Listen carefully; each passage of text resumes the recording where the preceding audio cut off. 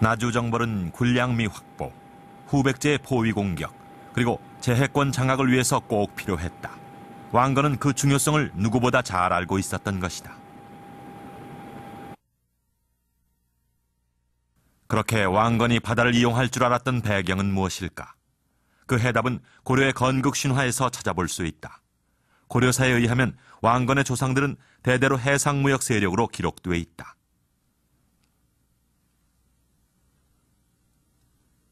그런데 왕건의 조상 중에 의문의 인물이 있다. 당귀인, 그저 당나라에서 온 귀한 사람이란 뜻이다. 왕건의 조상이라는 이 당귀인의 정체는 무엇일까? 당시의 시대 상황이 많은 외국인이 고려의 그 상인이나 또는 사절이나 개인이나 아주 많이 왕래했다는 거, 그리고 그 무역 활동이 굉장히 활발히 이루어졌다는 그러한 내용이 거기 내포가 되어 있습니다. 그리고 왕건의 할아버지가 무역 활동을 통해서 막대한 부를 축적을 했고 그걸 기반으로 해서 호족으로 등장하는 그런 내용이 거기에 암시가 되어 있습니다. 그러니까 그것이 뭐 중국 사람이었던 또는 그 왕건의 조상의 한 분이었던지 간에 분명한 사실은 무역 활동에 종사한 분이었다. 그것은 분명합니다.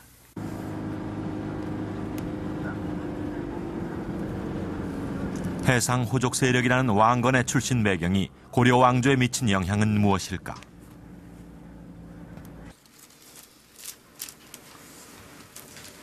한라대학교의 한재수 교수, 건축사학을 연구하고 있는 한 교수는 요즘 고려의 건국신화 연구에 몰두하고 있다.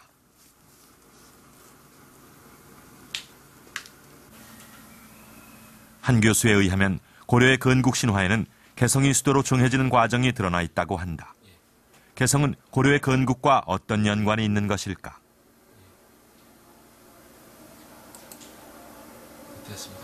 네, 왕건의 조상들은 신화를 보면 그 중반기에 접어들면서 그 예성강이나 한강, 그 다음에 임진강하고 있는 마을들을 과 깊은 연관을 갖게 됩니다. 그래서 이분들이 그 해상 세력으로 등장하게 되는 모델을 만들게 되고 결국은 한강 유역에 있는 수로를 장악하게 되면서 굉장히 그 해상무역에 깊이 관여하게 된다고 볼 수가 있습니다. 또 해상무역이라고 하는 것은 결국 내륙의 물자에 대한 수요가 없으면 수요 공급이 되지 않기 때문에 개성이라는 도시는 내륙을 진출할 수 있는 교두보로서의 역할을 강하게 갖게 되는 거죠. 따라서 개성은 해상과 내륙 진출을 겸한 도시로서의 의미를 갖게 되고 점차 강화를 중심으로 해서 들어오는 중국과의 관계 또 강화를 거점으로 남해안을 통해서 이루어지는 무역로를 통해서 이루어지는 여러 가지 이점을 통해서 개성은 부를 축적하게 되고 왕건은 새로운 해상 군진 세력으로 등장하게 되는 계기를 갖게 된다고 볼 수 있습니다. 개성은 왕건의 본거지이자 무역의 중심지였다. 당시 개성이 고려의 수도가 된 것은 당연한 일이었을 것이다. 그 후 개성은 국제적인 무역 도시로 자리 잡아간다.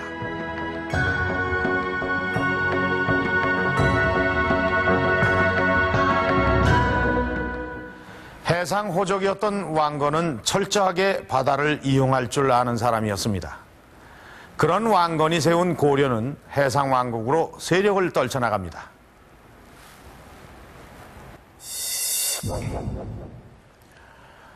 지금 제 옆에 있는 이 지도는 고려의 수도 개경이 묘사된 것입니다.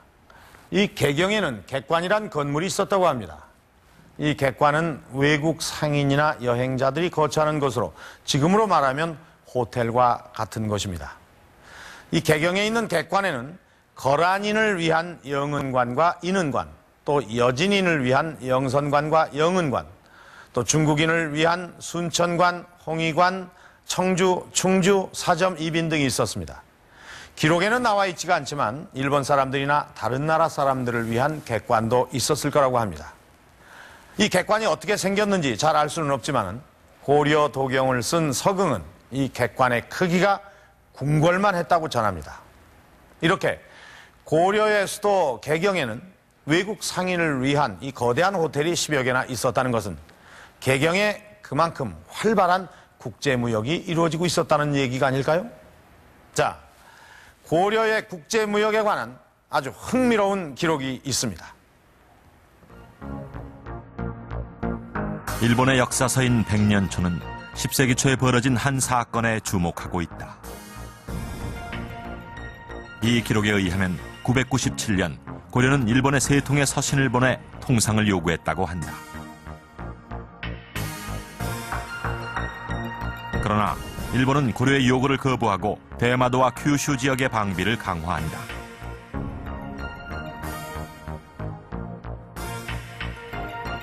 상세한 내용은 밝혀지지 않았지만 이에 대해 고려는 큐슈 지역을 침략했다고 기록되어 있다. 또 이런 기록도 있었다. 太宰府からの報告の中では一つの噂として、また高麗国、高麗が兵船500隻、つまり兵士を乗せた船500隻で日本に向かおうとしている、あるいは向かっていると、こういった噂もあるということを伝えてきています。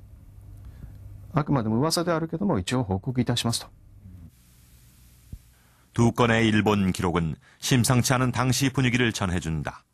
이 일련의 사건을 어떻게 봐야 할까? 고려 건국초부터 일본에 대해서 그 수교를 요청하는 사절을 여러 차례 파견했지만은 일본은 거절을 해왔습니다. 이에 대해서 고려는 막강한 해상 세력을 바탕으로 해서 일본의 문호 개방을 요구하고 수교를 요청하는 그 무력 시위를 했을 것으로 생각이 되어지는데, 이러한 사실은 그 구한말에 서구 열강들이 그 우리나라의 문호 개방을 요구하면서 그 무력 시위를 했던 것과 같은 맥락에서 이해되어질 수 있다고 봅니다. 고려는 건국 초부터 대외 무역이 활발하게 이루어진 나라였다. 당시 국제무역항이었던 예성강을 바라보며 시인 이규보는 고려의 상선이 남만을 오갔다고 노래하고 있다. 이는 당시의 교역국이 중국, 일본뿐만이 아니라는 것을 말해준다.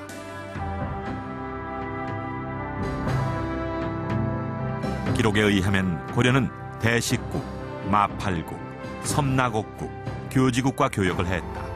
이들 나라는 지금의 어디일까? 대식국은 지금의 아라비아, 마팔국은 인도반도에 위치한 국가다. 섬나곡국은 지금의 태국, 교지국은 지금의 베트남 지역이다.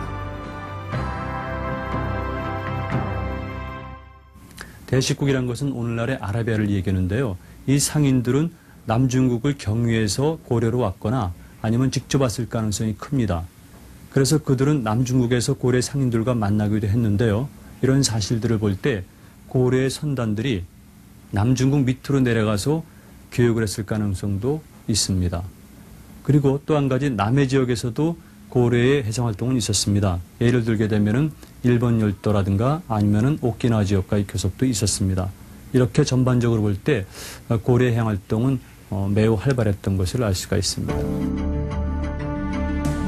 고려는 동북 지역, 일본, 중국의 북부, 중국의 남부, 그리고 동남아시아까지 폭넓은 항로를 가지고 있었다. 당시 교역품에는 어떤 것들이 있을까? 이것은 고려의 청동 거울이다. 당시 청동 제품은 중요한 교역품 중에 하나였다.